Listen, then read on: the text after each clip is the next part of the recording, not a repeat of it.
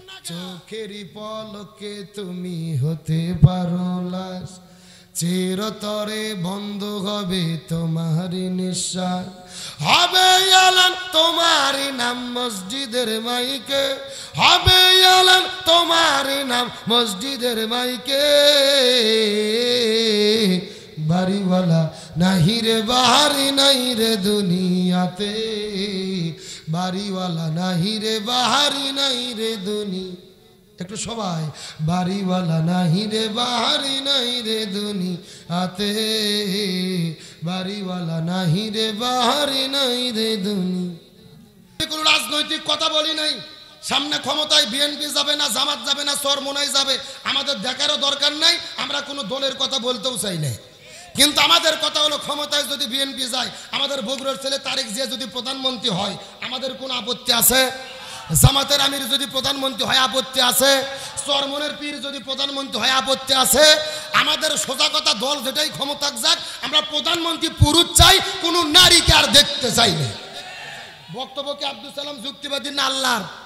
আর রিজালু কাওয়ামুনা আলান নিসা, পরিচালক পুরুষ হবে, নারীরা নয়। কার কথা? আপনারা মনে হয় রাগ করতেছেন না? আলোচনা কি চলবে? তাহলে চিৎকার করে বলেন তো, বেপরদা নারী যারা, স্বামীর অবাধ্য স্ত্রী যারা। এই জন্য রাসূল বলেছেন মহিলাদের 4টা আমল করতে হবে। এই 4টা আমল যদি কোনো মহিলা করতে পারে, আল্লাহ 8টা জান্নাতের দরজা খুলে দেবে। 1 নম্বর হলো নামাজ, 2 নম্বর হলো রোজা, 3 নম্বর স্বামীর খেদমত, 4 নম্বর পর্দা। এই 4টা আমল যদি কোনো মহিলা করতে পারে রে, এই 4টা আমল করার কারণে আল্লাহ 8টা জান্নাতের দরজা খুলে দেবে। যেই দরজা পছন্দ ওই দরজা দিয়ে তারা জান্নাতে চলে যাবে। খাজার জানাজার শর্ত কয়টা? এ বগুড়ার মুসলমান গভীর মনোযোগ, কোনো দিকে তাকাতাকি নাই, কোনো দিকে নজর নাই। শেষ কথাটা ভালো করে বোঝার চেষ্টা করবে। যেই বিষয়টা বোঝানোর জন্য এতক্ষণ পর্যন্ত আপনাদের মধ্যে আলোচনা করলাম। ওই যে খাজার লাশটা পড়ে আছে, চতুর্দিক থেকে লক্ষ লক্ষ মানুষেরা জানাজার জন্য গেছে। মনে আছে না নাই? জোহর নামাজ পার হয়ে যায়, জানাজা হয় না। আসর নামাজ পার হয়ে যায়, জানাজা হয় না। লক্ষ লক্ষ মানুষেরা চিৎকার করে বলা শুরু করলেন, এ খাজার ছাত্ররা তোমরা কি জানাজা পড়বা না? আমরা অনেক দূর থেকে এসেছি, বাড়িতে চলে যেতে চাই, রাত হয়ে যাবে, কিন্তু কেউ জানাজা নামাজ পড়ার জন্য যায় না। একটা ছাত্র কান্না করতে করতে লক্ষ মানুষের সামনে দাঁড়িয়ে বলে, এ পৃথিবীর মানুষেরা, আরে তোমরা মনে কষ্ট নিও না, তোমরা বাড়িতে চলে যাও, খাজার জানাজা হবে না। আমরা বিনা জানাজায় খাজার লাশটাকে দাফন করতে চাই। এই কথা চলার পরে লক্ষ লক্ষ মানুষেরা হইচই করা শুরু করে দিলেন। এখানে কখনোই সম্ভব নয়, কখনোই মানব না।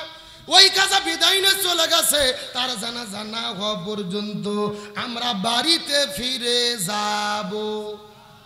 এই কথা শোনার পরে লক্ষ মানুষ চিৎকার করা শুরু করলেন। একটা ছাত্র দাঁড়ানোর পরে কান্না করতে করতে এই লক্ষ মানুষের ভেতরে চিৎকার করে ডাকতে বলে, পৃথিবীর মানুষের মনোযোগ দিয়ে শুনে নাও, খাজার মৃত্যুর আগে আমাদের 4টে ওসিয়ত করে গেছে। তার মৃত্যুর পরে যেই লোকটা নামাজের ইমামতিত্ব করতে যাবে, তার মধ্যে কমপক্ষে 4টে গুণ থাকা লাগবে। তবে দুর্ভাগ্যজনক ব্যাপার হলো, ওই সকাল থেকে বিকাল পর্যন্ত আমরা খোঁজাখুঁজি করেছি, কিন্তু 4টা শর্তের একটা লোক খুঁজে পাওয়া যায়। এই কথা বলার পরে লক্ষ লক্ষ মানুষ চিৎকার করে বলেন, এ পৃথিবীর মানুষের, আরে ওই খাজার মৃত্যুর আগে কি 4টা শর্ত দিয়ে গেছে, ওই 4টা শর্তের কথা লক্ষ মানুষের মধ্যে বলো। এই লক্ষ মানুষের ভেতরে একজন মানুষ অন্তত থাকলেও থাকতে। এই কথা শোনার পর একটা ছাত্র কান্না করতে করতে দাঁড়িয়ে গেলে, এ পৃথিবীর লক্ষ মানুষেরা মনোযোগ দিয়ে শুনে নাও, তোমাদের ভেতরে এই 4টা শর্তের যদি লোক খুঁজে পাওয়া যায়, এই লোকটা নামাজের ইমামতিত্ব করবে। তোমাদের মধ্যে এমন কি কোনো মানুষ আছে নাকি রে, যেই মানুষটা 40 বছর ধরে তাকবীরে উলার সঙ্গে ফরজ নামাজ আদায় করেছে? তোমাদের মধ্যে এমন কি কোনো মানুষ আছে নাকি যেই মানুষটা 40 বছর ধরে ফরজ নামাজের পাশাপাশি তাহাজ্জুদের নামাজটাও পড়েছে? তোমাদের মধ্যে এমন কি কোনো মানুষ আছে নাকি রে, যেই মানুষটা আসরের আগে 4 রাকাত সুন্নাতটাও পড়তে মিস করে নাই। তোমাদের ভেতরে এমন কি কোনো মানুষ আছে নাকি যেই মানুষটা জীবনে কোনোদিন কোনো ইচ্ছে করে মহিলার দিকে তাকায় না? এই চারটা শর্তের যদি মানুষ খুঁজে পাওয়া যায় ওই মানুষটা নামাজের ইমামতিত্ব করবে। আর চারটে গুণের লোক যদি খুঁজে না পাওয়া যায় তাহলে জানাজা হবে না, বিনা জানাজায় লাশটাকে দাফন করা হবে।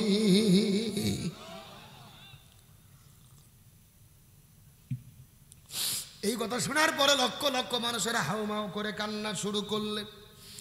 একজন আর একজনের দিকে মুখের দিকে তাকাই, আর একজন আর একজনের মুখের দিকে তাকাই। লক্ষ মানুষের মধ্যে একটা লোককে খুঁজে পাওয়া যাবে না। কান্না করতে করতে আসর নামাজ পার হয়ে গেল, মাগরিবের নামাজ পার হয়ে গেল, জানাজা হয় না। এশার নামাজ যখন পার হয়ে গেল রাতের 9টা 10টা বাজে, 4টা ছাত্র মাদ্রাসার মধ্য থেকে বের হওয়ার পরে আস্তে করে কান্না করে করে করে করে খাটুনির কাছে যাওয়ার পর খাটুনিটা কাঁধের ওপরে নিয়ে এই লক্ষ মানুষের ভেতরে চিৎকার করে ডাকতে বলে, তোমরা কান্না করো না, বাড়িতে ফিরে চলে যাও, খাজার জানাজা হবে না। এই লাশটা নিয়ে এখন আমরা কবরের কাছে যেতে চাই। খাজার জানাজা হয় কি না হয়, শেষ পর্যন্ত কি ঘটনা ঘটে আলোচনাটাকে আর 5টা মিনিট শুনবেন। চলবে? কারা কারা চলবে না হাত তোলেন। হ্যাঁ, ঘুম যে ধরে গেছে এইবার বোঝা গেল। সত্য সত্য কারা কারা চলবে হাত তোলেন তো দেখি। উঠান সবাই, হাত উঠান। লিল্লাহে তাকবীর। নাই আগের মতো সাউন্ড নাই, হাত নামান। আচ্ছা, আপনাদের এই মাঠে কি ফুটবল খেলা হয়? বিয়ে অবিয়ে খেলা হয় না? এক পাশে যারা বিয়ে করছে তারা, আর এক পাশে যারা বিয়ে করেনি তারা, এরকম খেলা হয় না? এখন একটা তাকবীর দেবো, প্রথমে তাকবীর দেবে যারা বিয়ে করেনি তারা, তারপরে তাকবীর দেবে যারা বিয়ে করেছে তারা। কাদের সাউন্ড বেশি দেখার দরকার আছে না নাই? প্রথমে হাত ওঠো অবিবাহিত কারা কারা দেখি। যারা যারা বিয়ে করেনি হাত তোলো, অবিয়াজি। লিল্লাহে তাকবীর, মাশাআল্লাহ, হাত নামাও। এখন যারা যারা বিয়ে করছেন বাবা, যারা মুরব্বী রাজি, হুজুর হাত তোলেন। পেছনের বড় ভাইরা হাত তোলেন। সামনে যারা যারা মুরব্বী বিয়ে করছেন হাত তোলেন। লিল্লাহে তাকবীর। কি সভাপতি সাহেব, সাউন্ড কোনটা বেশি? আপনারা বিয়ে করছেন এই জন্য বলতেছেন নাকি? আসলে বিয়েলাদের সাউন্ড বেশি হওয়ার কারণ হলো বিয়েলাদের সংখ্যা বেশি। এখন বিয়ে অবিয়ে সবাই মিলে 60-এ যদি একটা তাকবীর দেই, সাউন্ড কম হবে না বেশি হবে? সবাই মিলে এমন একটা তাকবীর দেব, আশেপাশে কোনো ছাড় পোকা, তেলা পোকা, উই পোকা, ইসলাম বিদ্বেষী শক্তি যদি থাকে ওদের অন্তরের জন্য কাঁপনি সৃষ্টি হয়। রাজি আছেন? সবাই টান টান করে একটু হাত তুলেন তো দেখি সবাই। উঠান উঠান উঠান। হ্যাঁ, হাতগুলো একটু নাড়াচাড়া করেন তো, ঘুম ছাড়ুক। আলহামদুলিল্লাহ, হাতগুলো একটু মুষ্টি করেন, মুষ্টি। হ্যাঁ, একসঙ্গে। লিল্লাহে তাকবীর। আল কোরআনের আলো, আল হাদিসের আলো, দুনিয়ার মুসলিম ইসলামের শত্রুরা, কোরআন আছে যেখানে, হাদিস আছে যেখানে, লিল্লাহে তাকবীর। আমার মনটা ভরে গেছে ভাই। রাত বাজতেছে 12টা 18 মিনিট, আর আপনাদের চোখের দিকে চেয়ে মনে হচ্ছে সন্ধ্যা 7টা বাজে। কথা কন না গা? রাত 12টা কোন দিক দিয়ে পার হয়ে গেছে আমরা বুঝতেই পারিনি। আমার মন বলতেছে আজকের মাহফিল আল্লাহর দরবারে কবুল হয়ে গেছে, আমিন কন। তবে আপনাদের একটা আমি প্রশ্ন করব, আমার দিকে তাকান। এই যে আপনাদের গোকুল স্কুল পাড়া যুব সমাজের ছেলে পেলে গান বাজনা কনসার্ট না করে এই বিশাল মাহফিল করলো, তাতে আপনারা খুশি না বেজার? এই মাহফিল প্রতি বছর হোক, এটাকে আপনারা চান? সবাই কি চান? কারা কারা চান একটু হাত তোলেন তো দেখি। দেখেন তো কে হাত তোলেন, দেখেন তো। হ্যাঁ, সবাই হাত তোলেন, চিৎকার করে বলেন ইয়া রাব্বাল আলামিন। আজকের মাহফিলকে আপনি কবুল করে নেন। এই মাহফিলে ওসিলা করে আমাদের সবাইকে মাফ করে দেন। এই মাহফিলে আমাদের সামর্থ্য মতো দান করার তৌফিক দেন। সকলে বলেন আমিন। হাতগুলো মুষ্টি করেন, মুষ্টি মুষ্টি মুষ্টি। হ্যাঁ, এখন আস্তে আস্তে নামায়া নামায়া নামাইয়া পকেটে ঢুকান। একটা লোক উঠতে পারবেন না। আমি প্রায় 2 ঘন্টা ওয়াজ করছি, একটা লোক ওঠেননি। এখন যেই লোক উঠে যাবে মনে করবেন এই মাহফিলের সংলাপ। আলহামদুলিল্লাহ, লা ইলাহা, জোরে লা ইলাহা একসাথে লা ইলাহা চাঁদ সূরজ আর গ্রহ তারা আল্লাহ নামের পাগল পারা চাঁদ সূরজ আর গ্রহ তারা আল্লাহ নামের পাগল পারা আমার আল্লাহ নামের এতই দয়া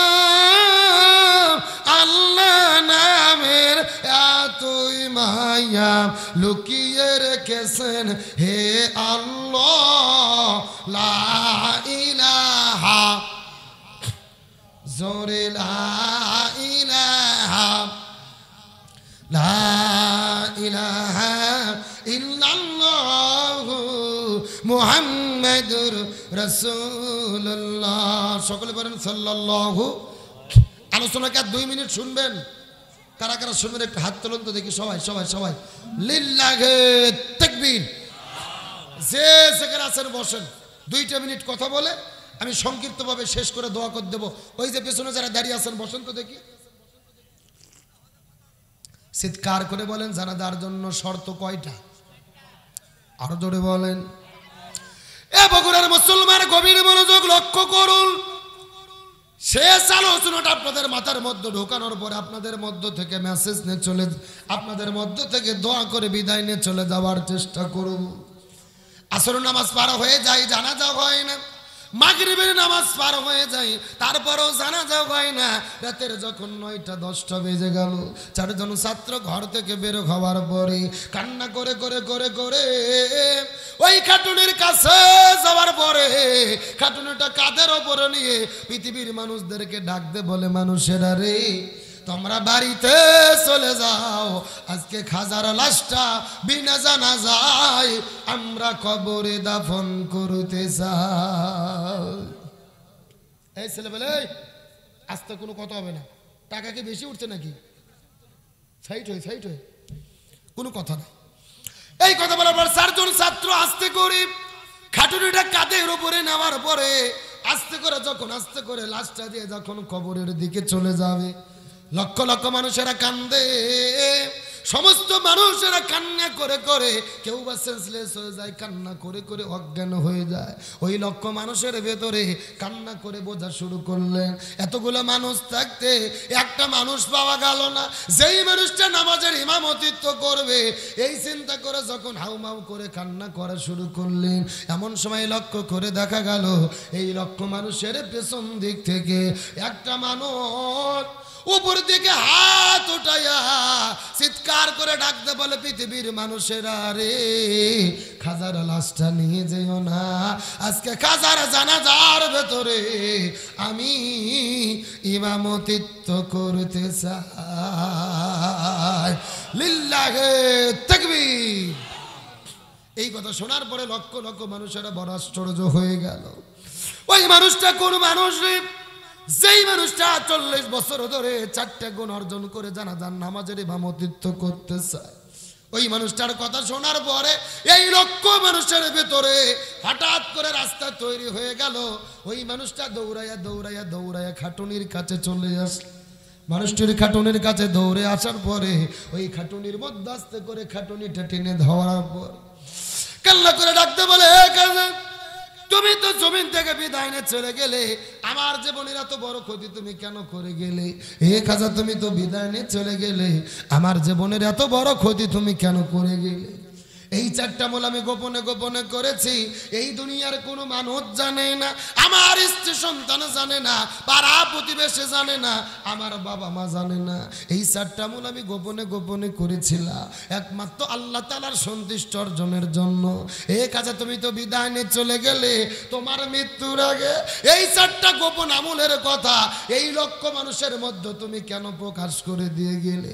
আগামীকালকে সকালবেলা থেকে আমি যখন রাস্তাঘাট হেঁটে হেঁটে চলে যাওয়া।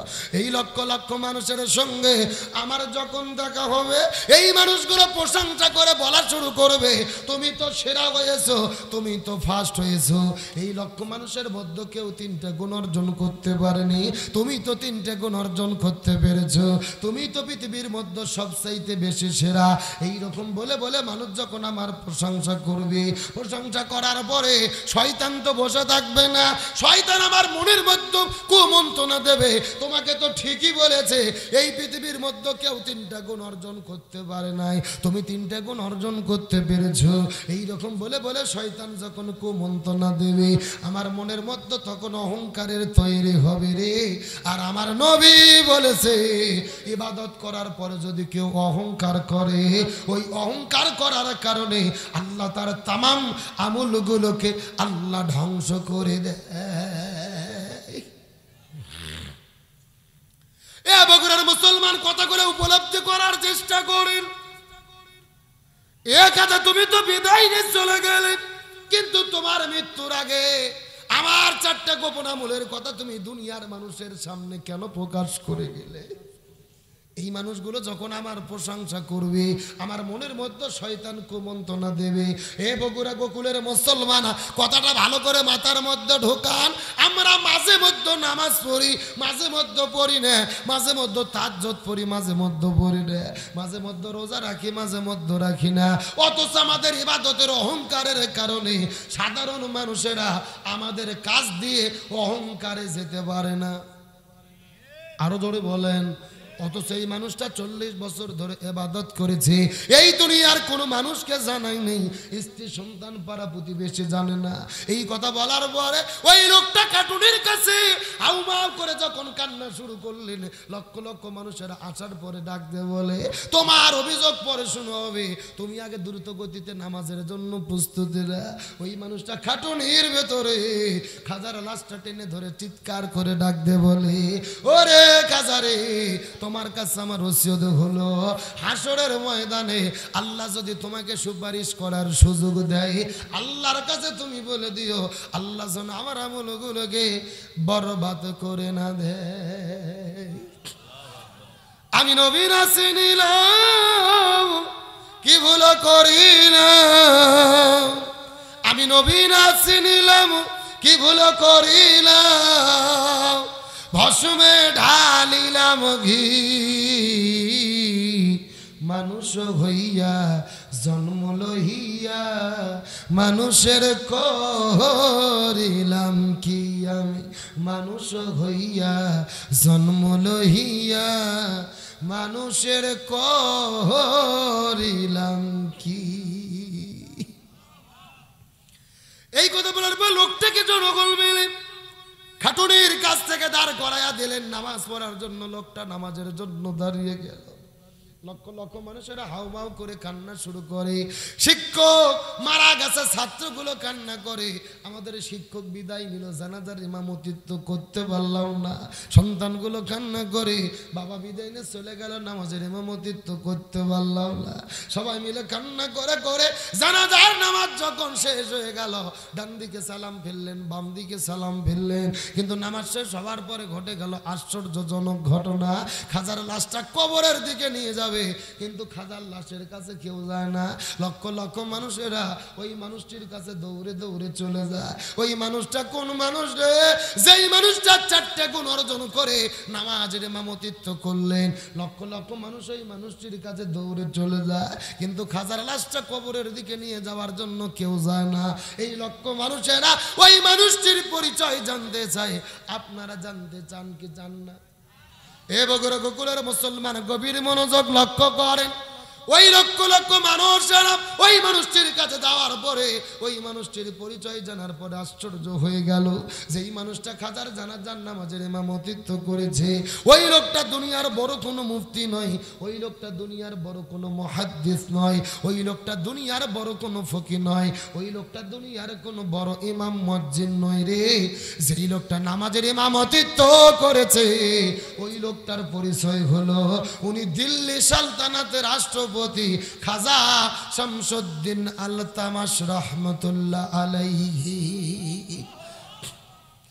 এ বগুড়ার মুসলমান মুসলমান এখনো অনুধাবন করতে পারেন নাই, কথাটার গুরুত্ব বুঝতে পারেন নাই। যেই মানুষটা নামাজের ইমামতিত্ব করলেন, ওই লোকটা দুনিয়ার কোনো হুজুর ছিল না, ইমাম ছিল না, মুয়াজ্জিন ছিল না, খতিব ছিল না। ওই লোকটা ছিল দিল্লি সালতানাতের রাষ্ট্রপতি। এখন যে এরকম ভারতের রাজধানী দিল্লি, আগে কিন্তু শুধু ভারতের রাজধানী দিল্লি ছিল না, ভারত, বাংলাদেশ, পাকিস্তান, নেপাল, ভুটান, শ্রীলঙ্কা, মায়ানমার, পাকিস্তান, আফগানিস্তান, এই সবগুলো মিলেছিল ভারতীয় উপমহাদেশ। আর ভারত উপমহাদেশের রাজধানী ছিল দিল্লি। তার মানে বোঝা গেল এই পুরো উপমহাদেশের তিনি রাষ্ট্রপতি ছিলেন। এখন আপনাদের মনের মধ্যে প্রশ্ন থাকতে পারে, হুজুর দীর্ঘ 2 ঘন্টা ধরে এই আলোচনাটা আপনি আমাদের মধ্যে কেন করলেন? এমনিতেই করি নাই বগুড়া গোকুলের মুসলমান। এই আলোচনার দ্বারা আমি আপনাদেরকে একটা মেসেজ দিতে চাই, আমি আপনাদেরকে একটা শিক্ষা দিতে চাই। এ বগুড়ার মুসলমান ভাইরা, এই যে লক্ষ টাকা দিয়ে এই মাহফিলি করেছে, কি লাভ হবে যদি আমরা জীবনের ঈমান আমলের পরিবর্তন করতে না পারি? আরো জোরে বলেন, যদি আমাদের জীবনের পরিবর্তন না হয়, এই মাহফিল করে কি লাভ হবে? লক্ষ টাকা খরচ করে, প্যান্ডেল করে, বক্তা ভাড়া করে এনে আলোচনা শুনে কি লাভ হবে যদি আমরা আমাদের জীবনের পরিবর্তন করতে না পারি? আমি আপনাদেরকে মেসেজ দিতে চাই, এ বগুড়া গোকুলের মুসলমান, আমাদের কি হলো? একদিন তো আমাদের অন্ধকার কবরে যেতে হবে। কারো বাবা মা বিদায় নিয়ে চলে গেছে, আমরাও চলে যাব। অন্ধকার কবর কিন্তু দেখবে আমূল। আমি আপনাদের শিক্ষা দিতে চাই, চিৎকার করে বলেন তো, আমাদের কবরে যেতে হবে কি হবে না? এই বগুড়া গোকুলের মধ্যে এমনও মানুষ আছে, বাবা জমিনের মধ্যে বেঁচে আছে, সন্তান বিদায় নিয়ে চলে যায়, দাদা বেঁচে আছে, নাতি বিদায় নিয়ে চলে যায়। এমন ঘটনা আপনাদের মধ্যে ঘটে কি ঘটে না? এই যে গত 1 মাস আগে এই বাংলাদেশের ভেতরে একটা শিল্পী মারা গেল, যেই শিল্পী একটা গান লিখেছিলেন, আব্দুল গফফার খান। বাড়িওয়ালা নাই রে বাড়ি, নাই রে দুনিয়াতে, বাড়িওয়ালা নাই রে বাড়ি, নাই রে দুনিয়াতে। যেই বাড়ির মধ্যে বসে থেকে এই গান তিনি লিখলেন, পুরো পৃথিবীর মধ্যে গানটা ভাইরাল হয়ে গেল রে।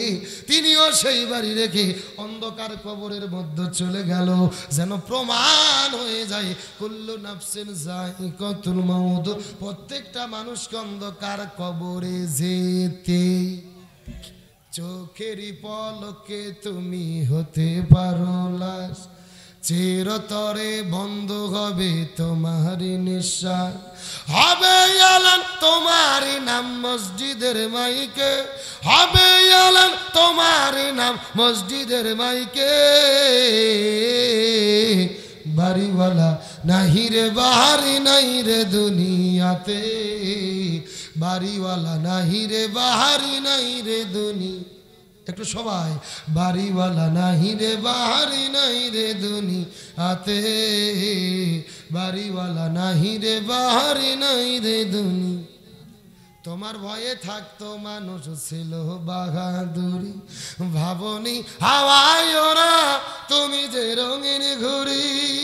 তোমার ভয়ে থাকতো মানুষ ছিল বাহাদুরি, ভাবনি হাওয়ায় ওরা তুমি যে রঙিন ঘুরি।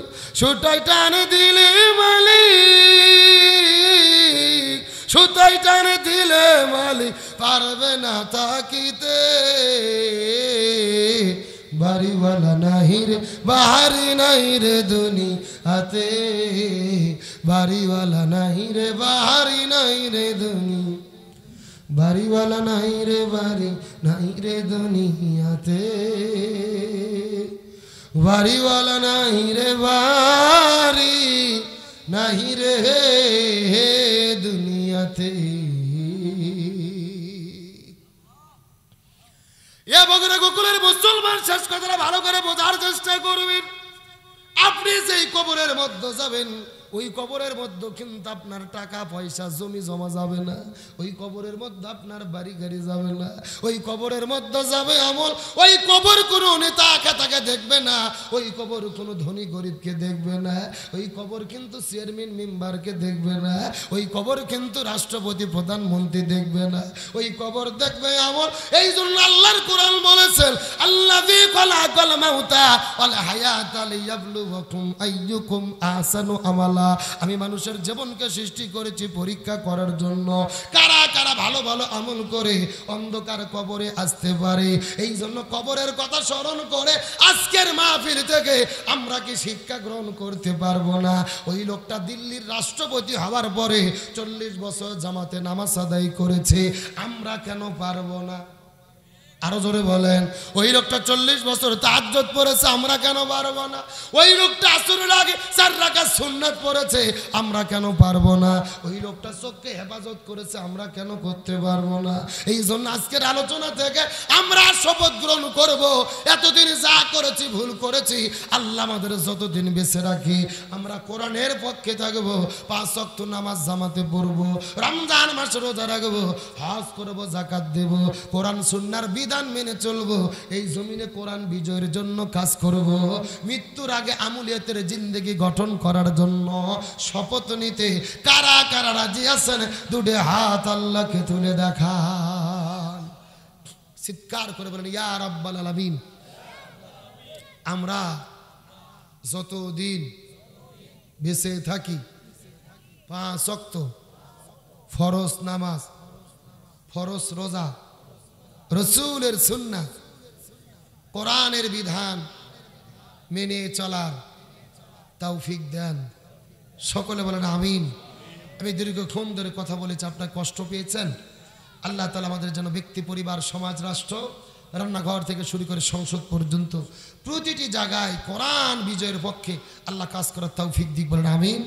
আল্লাহ তাআলা প্রত্যেকটি জায়গায় কোরআন মেনে চলে কবরে যাওয়ার আগেই যেন আল্লাহ আমাদের সাইজ হয়ে আমুলিয়াতের জিন্দেগি গঠন করে কবরে যাওয়ার মতো আল্লাহ তাআলা তৌফিক দেয়, বলেন আমিন। এখন মোনাজাত হবে, যারা যেখানে আছেন বসে পড়েন, কেউ উঠবেন না, আমরা দোয়া না করে কেউ যাব না। সব একবার দরুদ ইব্রাহিম পড়ি, আল্লাহুম্মা সাল্লি আলা